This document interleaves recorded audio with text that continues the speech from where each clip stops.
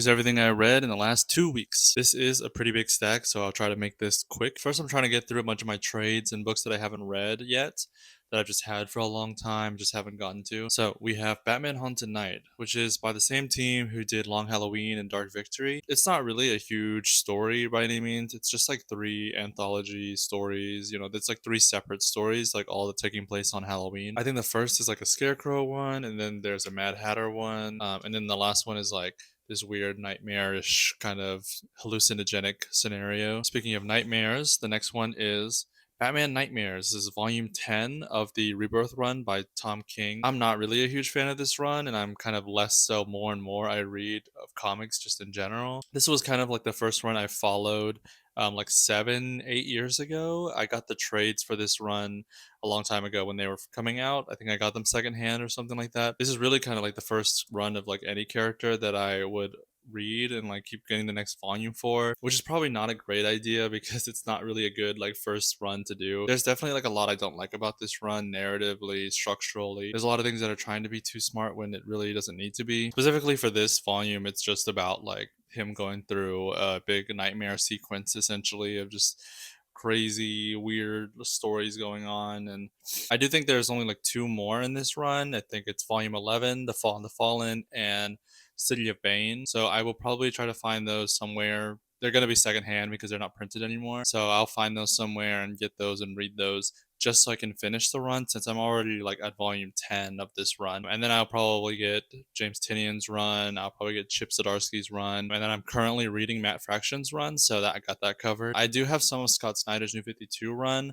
I read that one this week too. I'll talk more about that. We'll see how much of that one I read. I mean, of course, I'm going to try to read the Batman books that I do have and the mainline Batman books just in general, but we'll see when I can get to those. Batman and the Signal. This one was a lot of fun, actually. I actually really like this one. I really like the way Duke is in this book, his characterization, his story, the way he unfolds, and kind of like the way that he explores himself and how he fits into Gotham and the Bat family. We get a little bit of backstory, we get a little bit of development. Like there's a lot of a good stepping stone here for Duke and like a good introduction to.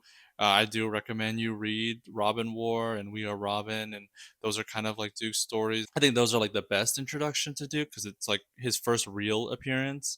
But this one is definitely a good way to like get started for his Signal stuff. And I do think a lot of people would enjoy this. It's essentially like the origin story for him specifically being Signal, which I enjoy a lot. Batman number 4, I just mentioned Matt Fraction's run, and this is it.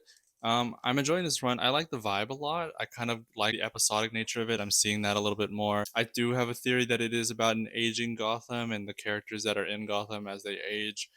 We don't really see that much in here, but I kind of see it in the other issues. This issue specifically talks about this new villain, this Minotaur villain. I'm not really feeling him just yet, but we'll see. I think he's kind of generic. We'll see where that goes. And I wonder if he's anyone important because he's got the mask. We also do have a new character who Bruce is sort of flirting with. I'm kind of unclear if he's flirting with her just to get information, but I think it's like more genuine than that, or at least it will become more genuine. Like how long will she last as a character? We'll see because she's like a new character. There's also the off chance that maybe it's like a phantasm situation where she's actually the Minotaur and it's like a big weird thing. But I don't think she's like a villain in any way. I think like what you see of her in the book is kind of what she is, which I do really like her character. We'll see like kind of where her character goes as the story goes on, I guess.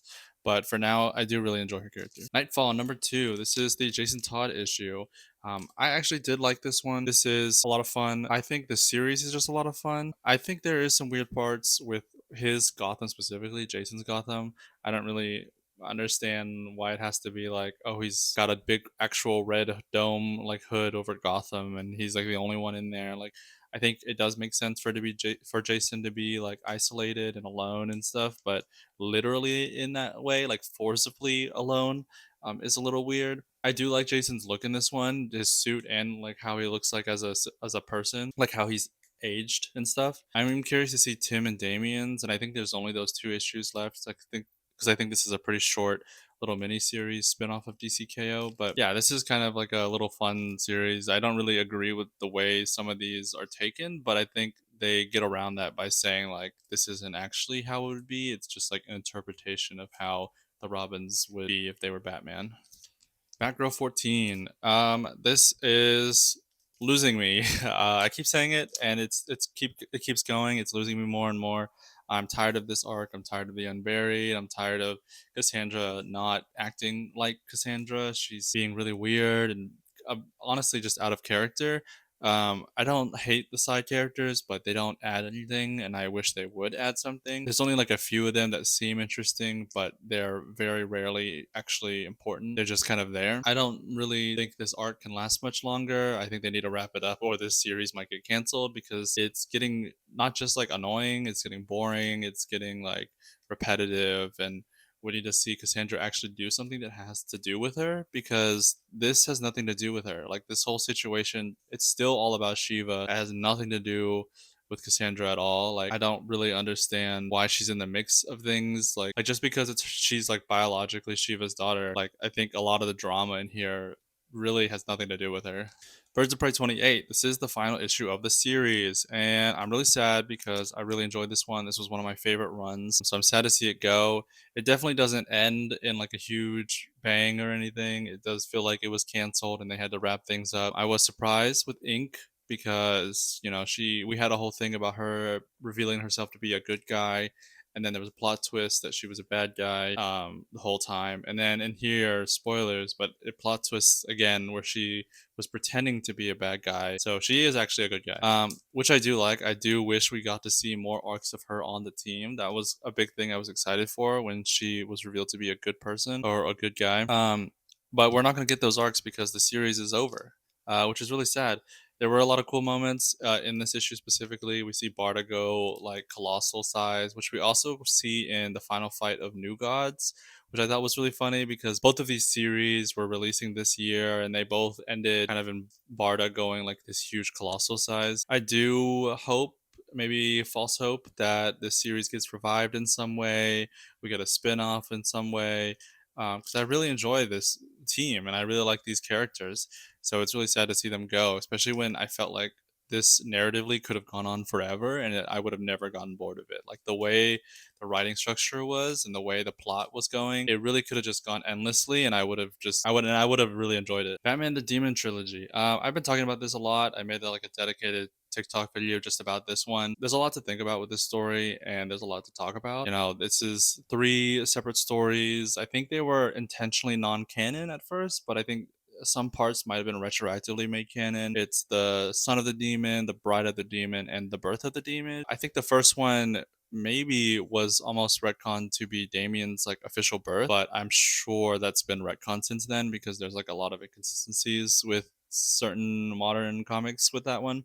But that one was a lot of fun. I thought Batman teaming up with the League of Assassins was like really rushed though. That felt like it was really, really quick. Like they were on the same side almost instantly. It was kind of crazy. I did enjoy like Bruce and Talia's relationship, especially in that one, because they were like actually like in love and like it wasn't like a mind control thing. He wasn't being like falsely seduced in some way, which is like what I thought was happening because it was so rushed. But the story ended and it was all genuine. So that was pretty cool. And then Bride of the Demon, that one is probably the least reference of this trilogy.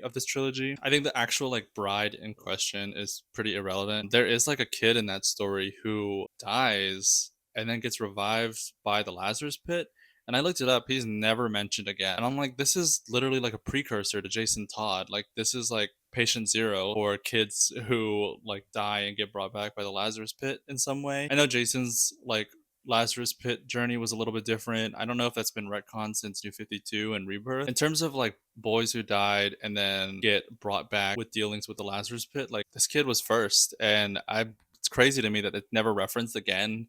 Like Jason, they talk about Jason and they never bring back like, oh yeah, there was another kid before you that actually did the same thing. And the kid is actually like barely talked about after. Like he got brought back to life and you can see he's like kind of troubled because he saw his dad get killed in front of him, but he's not like explored. Like we don't understand like what happens to his psyche, and nobody even asks him how he's feeling really, and he doesn't really give a clear answer. Like there's not even like a fast forward, here's how he is. So I thought that was really weird because I thought he would have been a really interesting exploration. And then Birth of the Demon, that one is pretty self-explanatory. It's like the origin story of Ra's al Ghul, and they kind of go through like he was a physician, he kind of went crazy because they killed his wife, and then he dipped in the pool because he actually like made the pool because of like dreams he was having. Yeah, he took a dip in the pool in the Lazarus pit and went even more crazy. Essentially, like instructed his newly found army to burn and discard all semblance of whatever his original people were and their language. So there's like no trace of whatever his culture originally was. But Talia does mention that she's not immortal. She's like of her normal age. And her mom was actually like Arab and Chinese and also from New York, which I thought was really weird and really random. But sure, she's American and Arab and Chinese. So I think this might have been the first mention of her mom's lineage. Correct me if I'm wrong. It's definitely one of the earliest, which I thought was pretty cool to mention it specifically because I know, like, in a lot of cases, like, especially with Ra's al Ghul, like, it's very vague just to give, like, a vague sense of mystery around his origin. But for Talia, they just straight up say what her mom was. And then at the end of that one, of Birth of the Demon, Bruce and Roz like kind of have like an all out fight where they just like brawl with each other, but they're also both like dying. So it's like, oh, who's gonna kill who before their own body kills themselves? And it's like almost intentionally vague, I guess, but Bruce comes out on top, I guess essentially killing Roz, which breaks his no kill rule, but at the same time, I guess during this time period he might have been more lax with it because he there are time periods where he's more lax with his kill rule. Either way though, I thought it was really weird that, he was pretty like okay with killing Roz, but none of these stories are technically canon or just half canon. So I guess it's not a huge deal. And then finally, I read Batman: The Court of Owls Saga. This is the compact comics edition. I got this when this came out, and I just haven't read it till now. But I do want to start the New 52 run. I hear that the New 52 Batman run is probably one of the best of New 52, but like now that I've read the first 11 issues in this book, I probably not great for New 52 because I didn't really enjoy it that much. I know it's not a huge bar to clear like good New 52 books, but I think the first half of this does a really good job like building it up and then getting the mystery of the Court of the Owls. But the second half just kind of falls flat. Like the talent stuff didn't seem explored that well, and then like the Lincoln March character, I kind of hated him. I also have a like dedicated video of this for TikTok, and I made some posts about it too. But there were some just a lot of weird story parts in the second half. I do like the way Scott Snyder writes Batman. He writes it the same way in Absolute Batman too, where Bruce is just incredibly detailed and just always thinking about every angle like all at once. Like he's always trying to cover all of his bases and stuff. And I think that's really fun to read. I will say though, the Court of Owls feel a lot less like cool now that I've like dived into them. I did hear though that this was originally supposed to be Dick Grayson's book, like before Flashpoint New 52 rebooted. Dick Grayson was Batman, and this was originally supposed to be for him when he was Batman. And then the reboot happened, and then this happened, so they had to shift it to Bruce. I definitely think this would have been better as a Dick Grayson story, especially because he does show up a couple times, but he just shows up in the cave or the manor, gives Bruce a couple pep talks, and just leaves. He doesn't help him with any of the detective stuff. He doesn't help him with any fighting. He just shows up and talks to Bruce. And there'll be times where Bruce will just randomly give him like information about it. And then Dick's just like, that's great. Glad I know that. I'm gonna go do whatever it is I'm doing in the Nightwing book, which I do have like right here, the red one. I haven't read that one either, but I'm curious to know what's in it, and I'm curious to know how much of the Court of Owls affects his Nightwing book. I do really wish that this was Dick Grayson's story because I can definitely see like how it feel better and flow better and just like be more cohesive with Dick Grayson as a character. But yeah, there was a lot of problems I had with it. Of course, there was some stuff I liked about it. Maybe if I read the rest of this run, Court of Owls will come back and play some kind of part like that's important that will elaborate on a lot of the problems I have. I know there's like a Talon spinoff. There might be some other Court of Owls stuff down the line too that help elaborate on a lot of the issues I have with it. We will see. But for now, like reading this book as it is, I definitely had some issues with it. I did also forget to mention I read Wonder Woman Tempest Toss. This is definitely for a younger audience. I think it's really good for like anybody to read. It's basically like a reimagining of Diana's time coming into man's world, but as a teenager. There are some moments where it's like superhero, like her Amazonian skills and stuff come into play, but it's mostly like her socially adjusting to the world, which I think is a pretty fun read. So if you're interested in Wonder Woman or like Wonder Woman, I can definitely recommend this one. That's all of the books I read in the last 2 weeks. Here's all the new stuff I got this week. It's not a huge stack. I didn't even go last week because there wasn't really anything that I wanted. I think the ones that I did want to read, I'm kind of waiting for them to be printed into trades and then just collect them that way. This month is definitely lighter for my stacks, but I'm still reading a bunch of stuff, so that'll all kind of be put into the end of the month update. For the only issue I have for this week, I have Nightwing 133.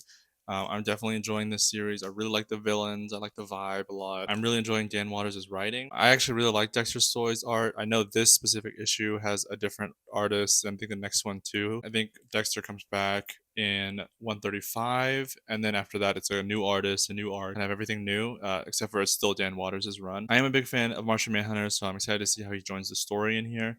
I think that's going to be a lot of fun. I'm kind of glad that like the arc is ending. Not because I don't like the arc, I really like it, but I don't want it to drag too long and then I start hating it because I kind of have that problem with the Batgirl series right now where it just seems to go on a little bit too long and I kind of want a new refresh and a restart of some sort. I think there is going to be a new refresh for Batgirl, at least at the end of DCKO, I think like in a couple months or something. So I'm looking forward to that. But for this one specifically, really enjoying this one. I kind of hope we will see more villains that kind of fit the theme. Because we have the Zanny and we have Columbina. Maybe we'll see Capitano, Pantalone. I think that'll be a lot of fun. And then for trades, I got Batman Robin Year One. I read this. I read all 12 issues, and I have all 12 issues. But I wanted to get the trade because it'll look good on the bookshelf, and I think it's just kind of a good read, a good collection. But I definitely recommend this story. This one just came out, so it's a lot of fun.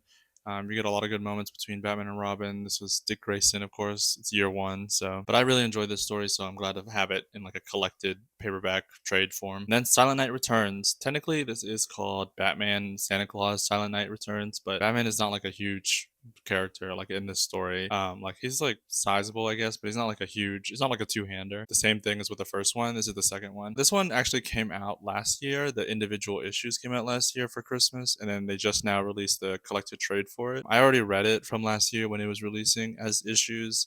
And I also got the trade for the first one, so I've already read that one. But I thought it would be cool to get it as like collected piece, put it on my bookshelf next to the other one that I have. This one is a lot of fun. Both of the Silent Night stories are a lot of fun. Nice. As you can tell, it's very Santa Claus and Christmas time. And I think the first one might be a little bit easier to get into. This one has like a lot more like crazy lore stuff. We do get Mrs. Claus in this one. So if that's something cool that you wanted to see, give it a shot. But she definitely doesn't look like a little old lady. She is definitely a lot different. But yeah, that's all the books that I got this week. So let me know what you guys think and if you guys are reading any of these and what you guys are reading.